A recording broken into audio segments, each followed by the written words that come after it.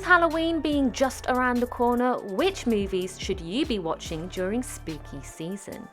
Your lemon squares taste like ass.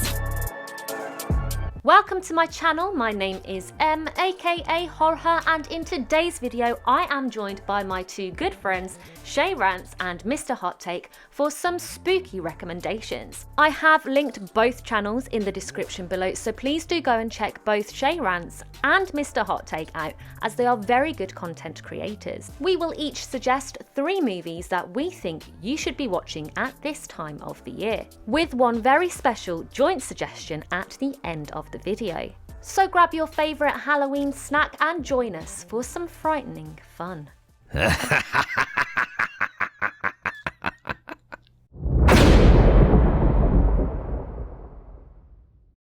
The Exorcist, 1973.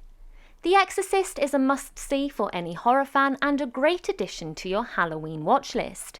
It follows the journey of a young girl, Regan, and her mother's attempts to save her daughter from a demonic possession she is the victim of. The soundtrack is one that will haunt you and sets the tone immediately for the movie. The storyline is easy to watch and the acting is phenomenal, making the movie even scarier.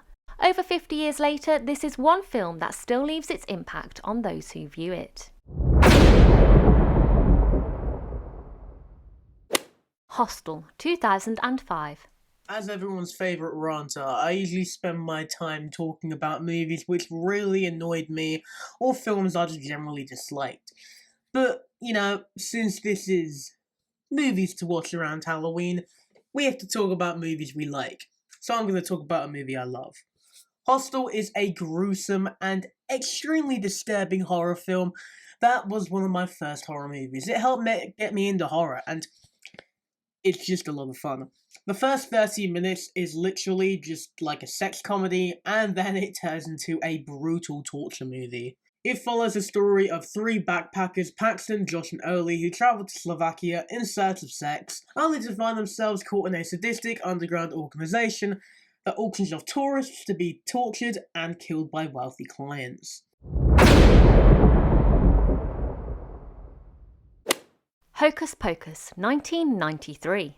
For most of the year, I deep dive into the chilling realms of the horror genre. I immerse myself in as many new releases as possible, binge watch entire franchises, and compile ranking videos.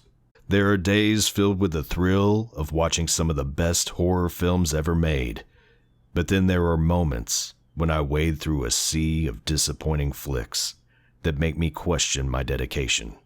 However, when Halloween rolls around, I get to reconnect with my inner child, the mischievous little devil that ignited my passion for this genre in the first place. So, with that being said, the first movie that I recommend for Halloween is Hocus Pocus, which came out in 1993. I absolutely love this film. It's not just a Halloween classic. It's packed with so much humor, nostalgia, and just the right amount of spookiness. The story follows these hilariously mischievous witches, the Sanderson sisters, who get resurrected on Halloween night. And it's just a blast to watch.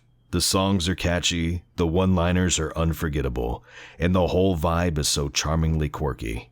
Honestly, it's the kind of movie that gets you into the Halloween spirit like nothing else.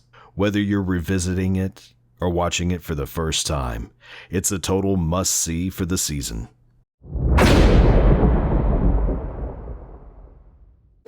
Insidious Chapter 3, 2015. The third installment of the Insidious franchise takes place before the events of the first 2 movies. It delves into how Elise met Specs and Tucker and the case that brought them together.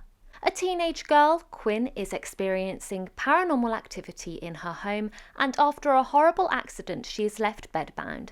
Her mother has recently died and Quinn has been trying to contact her ever since. When Elise gets involved, she is forced to enter into the Further, where she encounters the entity which has latched itself to Quinn and wants her soul. With plenty of jump scares and a gripping story, this is one movie which will frighten even those who do not scare easily.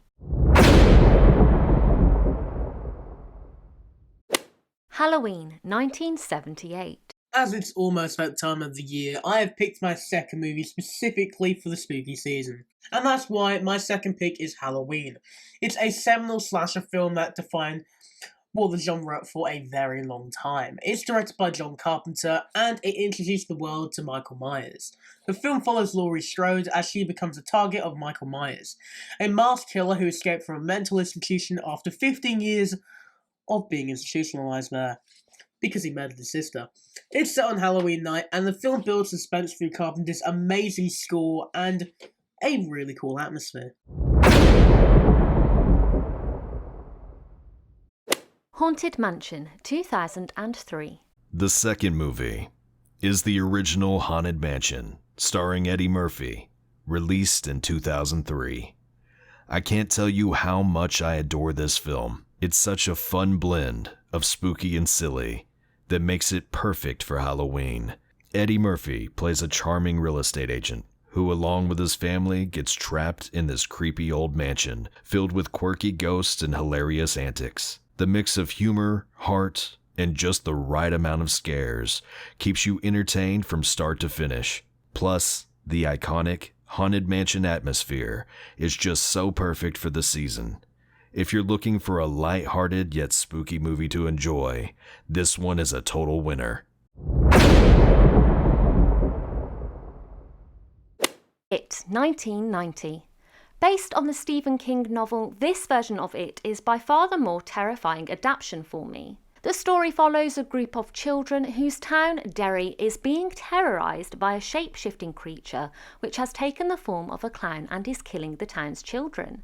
The friends discover similar events have taken place previously, reoccurring every 27 years. They eventually manage to put the creature into a long slumber, but after the next 27 years pass, they find themselves once again facing the clown, this time as adults. One thing that really stands out in this version is the use of practical effects, which certainly adds a creepiness to the feature. The movie stars Tim Curry as Pennywise the Clown, and his performance in this is what makes the movie's frightening themes truly come to life.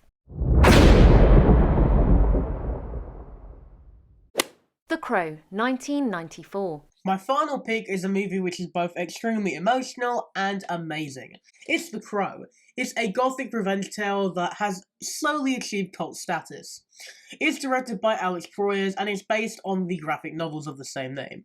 The film follows Eric Draven, who's played by Brandon Lee, a musician who is brought back to life by a mysterious crow to avenge him and his fiance's brutal murder the year prior. It's set in a urban landscape, and the film has a really gritty atmosphere the entire film, and Brandon Lee delivers an amazing performance which, though tragic due to his death, is still absolutely amazing.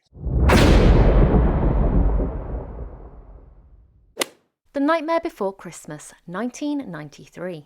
For my third movie, you can't go wrong with The Nightmare Before Christmas, which came out in 1993. This movie is an absolute masterpiece. It's such a magical blend of Halloween and Christmas that it's perfect for this time of year. The story follows Jack Skellington, the Pumpkin King of Halloween Town, as he discovers Christmas Town and decides to take over the holiday. The animation is stunning, and the songs, they're just unforgettable. Each character is so unique and charming, and the whole film has this enchanting, whimsical feel that draws you in. Whether you watch it for Halloween or Christmas, it's a delightful journey that captures the spirit of both holidays, making it a must-see. Trick or Treat, 2007. The 2007 feature is an anthology film with each story crossing paths. It takes place on Halloween night, with the movie's icon Sam being in the centre of the story. Sam seems to enforce certain rules which need to be followed on Halloween. It opens up with a couple returning home from a night out and being attacked by an unseen assailant who kills the wife. In the first story of the movie, we see a young boy, Charlie, who is stealing candy. He reaches the school principal's house, who has laced his candy with cyanide, killing Charlie. He then goes to bury him in his back garden, but is disturbed by a neighbour who goes by the name of Krieg. He then returns inside to carve jack-o'-lanterns with his son Billy and notices that his neighbour is in distress but chooses to ignore it. He continues inside and downstairs to the basement with his son to carve the jack-o'-lantern, which happens to be the head of Charlie. This segment in Trick or Treat, which I like to call Dead Kids, is pretty much just that. It's about a bunch of dead kids who were driven off of a cliff by this one bus driver because they were pretty much psychos. Yep, we had a bunch of Michael Myers types who got drove off of a cliff because, well, their parents just hated them. Which is kind of sad, but also they get revenge on the guy in a really sick way, so I think it all turned out good in the end. The werewolf segment in Trick or Treat really nails the Halloween vibe by mixing horror, dark humor, and classic folklore. Set on a lively Halloween night, it flips expectations when a group of seemingly innocent women turn out to be werewolves, showcasing themes of empowerment and revenge. The tension among the characters highlights how trust can be unpredictable, and the vivid visuals and eerie sound design pull you right into this world where primal instincts lurk just beneath the surface. It's a great reminder that Halloween is about more than just candy and costumes. It also embraces those darker fears and stories that make the season so thrilling, making this segment a perfect fit for the holiday. For the final story, we return to Krieg, who hates Halloween. Krieg experiences some unusual activity on this particular Halloween night, as his house is egged and his hallways have been carved with Halloween greetings. Sam ambushes Krieg and they get into a fight. When Sam stabs Krieg in the leg, he misses and instead stabs Candy, which has fallen onto Krieg's lap. Krieg accidentally gives the candy to Sam, completing the tradition of handing out candy for Halloween. Sam leaves and a photo which has been burned on the fire shows that Krieg is in fact the missing driver from the school bus massacre. The movie closes with all stories' endings being wrapped up with the fates of those involved being sealed.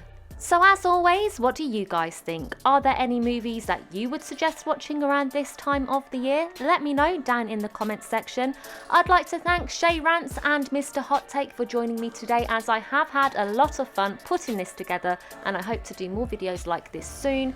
If you have enjoyed this video, please like and subscribe, as I will be uploading more content like this. You can check out my other content here.